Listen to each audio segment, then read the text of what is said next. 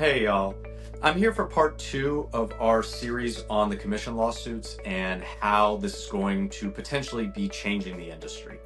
I'm Lou Gordon with Century 21 Revolution in Cambridge, and today I want to talk about what this is going to look like from the seller's side moving forward after the Sitzer-Burnett settlement and related commission lawsuit settlements. And I want to make the same disclaimer here that I did in the buyer's version of this video, which is that none of this is officially settled yet. There's preliminary court approval. It looks like it's going to go into effect in July, but we do not have final court approval. None of this is settled law yet.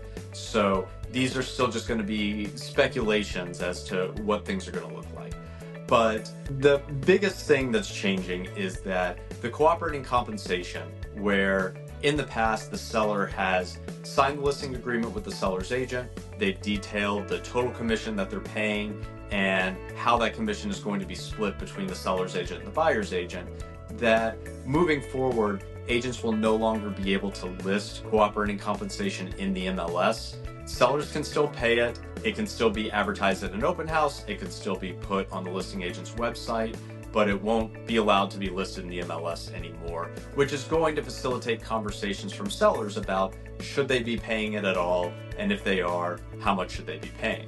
And we're going to get a lot more information in the coming years as people experiment with different versions of this. Some sellers are going to try not paying it or paying a very small cooperating compensation. And what we're going to be paying attention to is how does this ultimately affect the sale prices, because that's really what's most important to a seller, is not how much commission they're paying or what fees they're paying, but the amount of money that they walk with, their net proceeds at the end of a sale. That's really what's the most important. And what I think the data is going to show is that when a cooperating compensation is paid, that a seller is going to see higher sale prices, and not just a one-to-one, but I think it's going to be more than a one-to-one. I think they're going to make more money when they offer that compensation, because when the buyers are now signing these contracts and agreeing to pay commission to their buyer's agent, and they're looking at homes, if there are homes that are not paying that commission, then they potentially are not going to be able to afford those homes and are not then going to be buyers for those homes, which is going to mean fewer people at the open house, fewer offers at the offer deadline.